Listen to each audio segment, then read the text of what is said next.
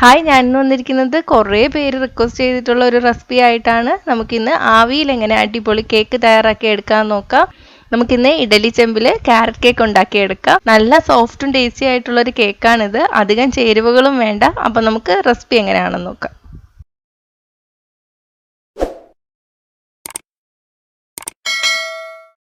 അപ്പോൾ ഇത് തയ്യാറാക്കാൻ വേണ്ടിയിട്ട് ഞാനിവിടെ 1.5 കപ്പ് മൈദ എടുത്തിട്ടുണ്ട്. ഇതിലോട്ട് 1/4 ടീസ്പൂൺ ബേക്കിംഗ് സോഡയും 1 ടീസ്പൂൺ ബേക്കിംഗ് പൗഡറും ചേർത്ത് കൊടുക്കാം. ഇനി ഇത് നന്നായിട്ടൊന്ന് അരിച്ചെടുക്കാം. അരിച്ചെടുക്കുമ്പം ബേക്കിംഗ് സോഡയും ബേക്കിംഗ് പൗഡറും മാവിൻ്റെ എല്ലാ ഭാഗത്തും ആയി വരും. ഇപ്പം ഞാൻ അരിച്ചെടുത്തിട്ടുണ്ട്. ഇനി ഇത് നമുക്ക് മാറ്റി വയ്ക്കാം. ഇനി നമ്മൾ ഒരു ബൗളിലോട്ട് 1/4 കപ്പ് പഞ്ചസാര ചേർത്ത് കൊടുക്കുക. ഞാൻ എടുത്തിരിക്കുന്ന 1 കപ്പ് എന്ന് പറയുന്നത് 240 ml ആണ്. നിങ്ങളുടെ അളവ് കപ്പ് ഇല്ലെങ്കിൽ എല്ലാം ഒരേ ഗ്ലാസ്സിൽ തന്നെ അളന്നെടുക്കാം.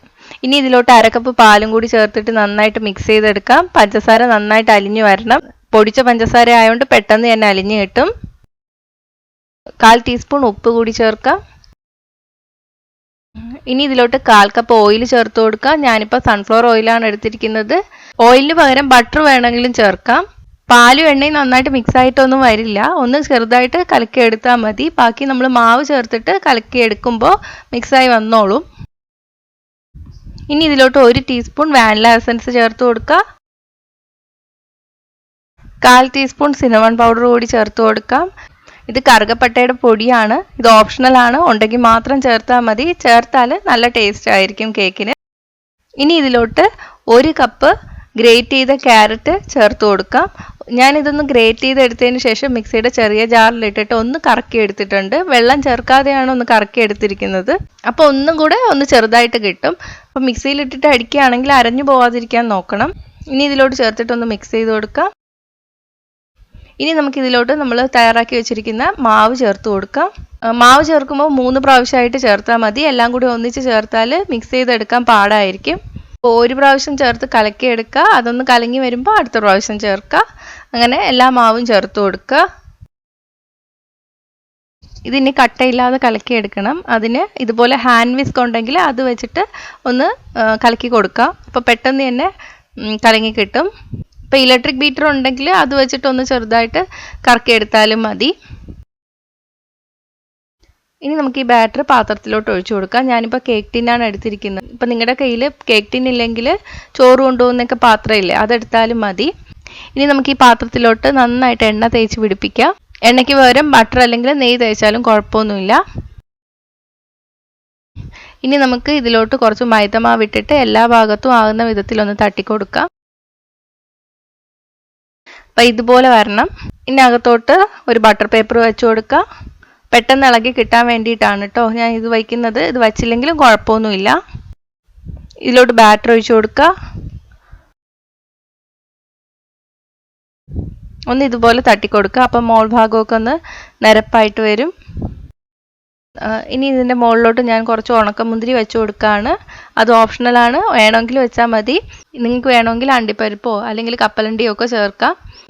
അതൊന്നും ചേർത്തില്ലെങ്കിലും നല്ല ടേസ്റ്റി തന്നെയാണ് ഈ കേക്ക്. ഇനി നമുക്ക് ഇഡലി പാത്രത്തിൽ വെച്ചിട്ട് ആവി കയറ്റിയെടുക്കാം. ഞാനിപ്പോൾ ഇഡലി തട്ട് കമിഴ്ത്തിയാണ് വെച്ചിരിക്കുന്നത്. എന്നാലേ എനിക്ക് അതിൻ്റെ മുകളിൽ പാത്രം വെച്ച് കൊടുക്കാൻ പറ്റുള്ളൂ. പാത്രം വെച്ച് കൊടുത്തതിന് ശേഷം നമുക്ക് അടച്ചു കൊടുക്കാം.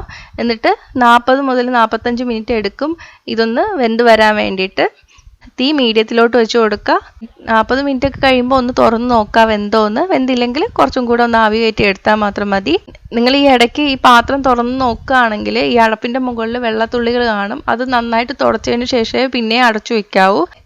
ഇല്ലെങ്കിൽ അടച്ചു വെച്ച് കഴിയുമ്പോൾ വെള്ളത്തുള്ളി കേക്കിൻ്റെ മുകളിലോട്ട് വീണ് കേക്ക് നാശമായി പോവും. അതിന് പകരം വേണമെങ്കിൽ ബാറ്റർ വെച്ചിരിക്കുന്ന പാത്രത്തിൻ്റെ മുകളിൽ അലുമിനിയം ഫോയിൽ വെച്ചിട്ടൊന്ന് കവർ ചെയ്തെടുത്താലും മതി. ഇപ്പം 45 മിനിറ്റ് കഴിഞ്ഞിട്ടുണ്ട്. നമുക്ക് തുറന്നു നോക്കാം. പപ്പടം കുത്തിയോ അല്ലെങ്കിൽ ടൂത്ത് പിക്കോ കൊണ്ടൊന്ന് കുത്തി നോക്കുക. മാവൊന്നും പിടിച്ചു വരുന്നില്ലെങ്കിൽ വെന്തിട്ടുണ്ട്. അപ്പം ഇനി ഇത് നമുക്ക് എടുത്തു മാറ്റാം. ചൂടുള്ളപ്പോൾ തന്നെ ഈ കേക്ക് ടിന്നിൽ നിന്ന് മാറ്റണം കേട്ടോ, അല്ലെങ്കിൽ ഇത് താന്നു പോവും. സൈഡിൽ ഒരു കത്തി വെച്ചിട്ട് ഇളക്കി കൊടുക്കാം.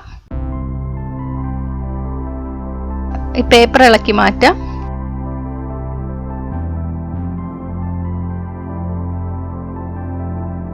ഇനി ഞാനിത് മുറിച്ച് കാണിച്ചു തരാം. എന്ത് സോഫ്റ്റ് ആണെന്ന് നോക്കിയേ. നല്ല മണവും വരുന്നുണ്ട്. ഇത് കണ്ടോ, കളറ് നല്ല ഓറഞ്ച് കളറായിട്ട് കിട്ടിയിട്ടുണ്ട്. നല്ല സോഫ്റ്റ് ആണ്, ഇത് നല്ല ടേസ്റ്റും ആണ്. അപ്പോൾ എന്തായാലും നിങ്ങളിത് വീട്ടിൽ ട്രൈ ചെയ്ത് നോക്കണം. ഒരു പാടുമില്ല, എല്ലാവരുടെ വീട്ടിലും സ്റ്റീമറൊക്കെ ഉള്ളതാണ്. അധികം ഇൻഗ്രീഡിയൻസിൻ്റെ ആവശ്യമില്ല.